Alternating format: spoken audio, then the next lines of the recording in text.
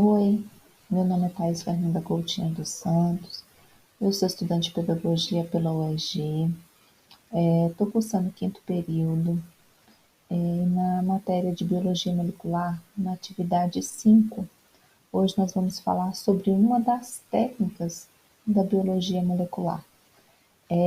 Nessa matéria, o meu polo é Santo Antônio Descoberto, meu tutor à distância é o Renato Antônio Ribeiro, o tutor presencial é o Adson Regis Lobato e o professor formador é o Lourenço Faria da Costa.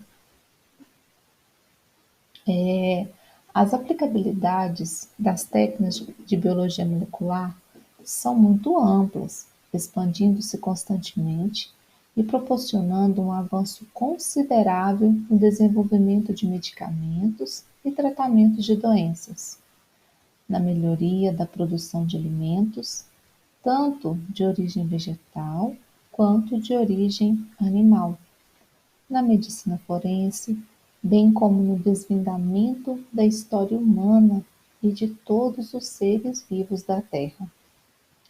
Vejamos então agora alguns importantes campos de aplicação.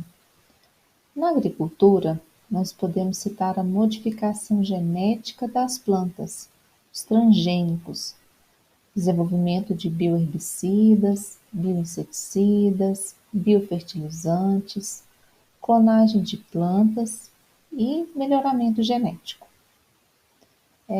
Já na pecuária e avicultura, temos a seleção e melhoramento genético de rebanhos, diagnóstico, tratamento e monitoramento de doenças, sexagem de embrião fecundado, na clonagem de animais e sexagem de aves. Na alimentação humana, com os estudos de intolerâncias alimentares, as alergias, toxicidade e análises microbiológicas. Bom, na medicina, com diagnósticos e monitoramento de doenças, no desenvolvimento de medicamentos e de vacinas, na identificação de genes ligados ao desenvolvimento do câncer, na identificação e sequenciamento genético de patógenos como vírus, bactérias e os fungos. Na indústria, promovendo o controle de qualidade, pesquisa e desenvolvimento, na identificação de micro-organismos presentes em superfícies e em equipamentos. Bom, na medicina forense, na identificação da paternidade, com soluções de casos complexos, mesmo com amostras reduzidas de material, na produção de laudos periciais de elevada complexidade, na confecção de banco de dados com perfis genéticos, permitindo a identificação de autores de crimes. Bom, na história da vida na Terra, permitindo a identificação e análises filogenéticas de fósseis no mapeamento genético e desvendando a história dos seres vivos e da própria espécie humana. Dentre as técnicas de biologia molecular, vamos destacar a eletroforese em gel. Com essa técnica, podemos separar, identificar e purificar fragmentos de DNA.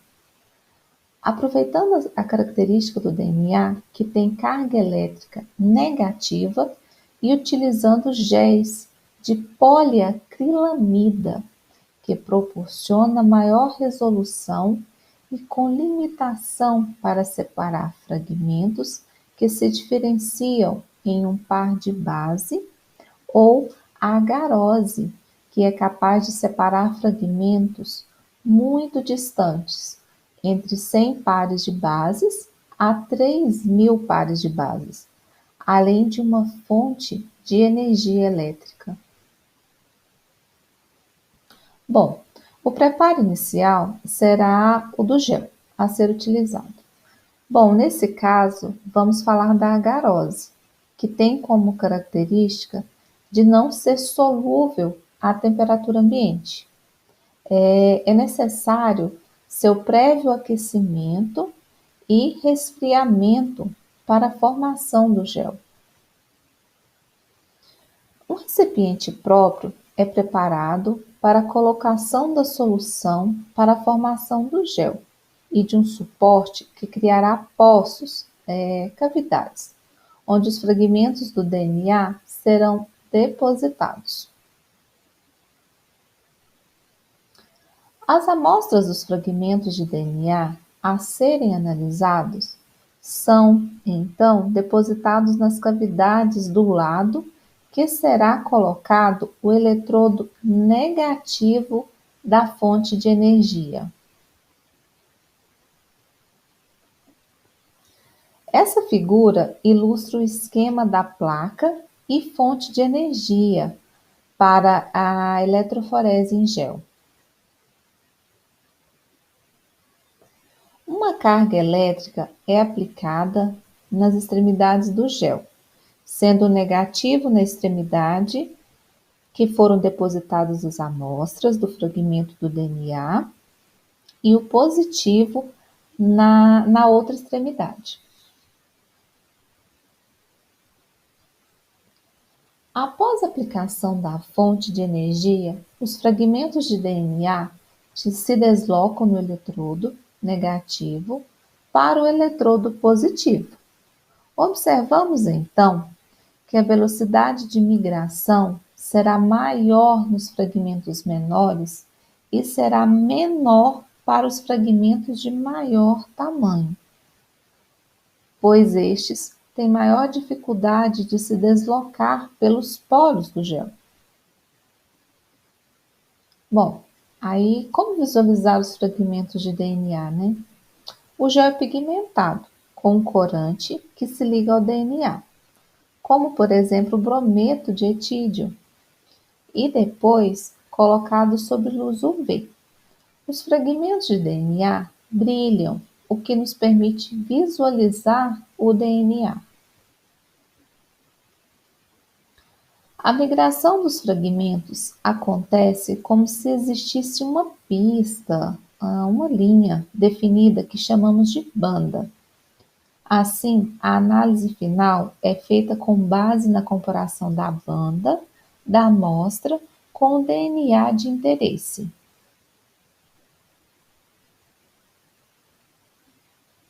A análise também pode ser feita considerando a presença ou a ausência de segmentos, ou pela presença de fragmentos de diferentes tamanhos. É importante destacar que a eletroforese, além de sua utilização isolada, pode ser usada em complementação de outras técnicas de biologia molecular, como o PCR. Assim, essa técnica tem papel de importante contribuição nas diversas pesquisas, realizadas no campo da biologia molecular. Entre suas aplicações, podemos destacar a ciência forense, para comparar o DNA encontrado no local do crime com o de possíveis suspeitos. Na genética, temos os testes de paternidade, diferenciação de espécies ou linhagens e engenharia genética. Na microbiologia, detecção de diferentes patógenos, como vírus, bactérias e fungos. Na bioquímica, a detecção da expressão de proteínas. Então, essa foi a apresentação desse trabalho. Espero ter ficado a contento, levando em consideração que eu sou uma aluna de pedagogia e biologia para mim foi uma novidade esse semestre, né? Mas espero ter atendido as expectativas, tanto do tutor quanto do professor responsável. Para mim foi um desafio, gostei muito e Até uma próxima!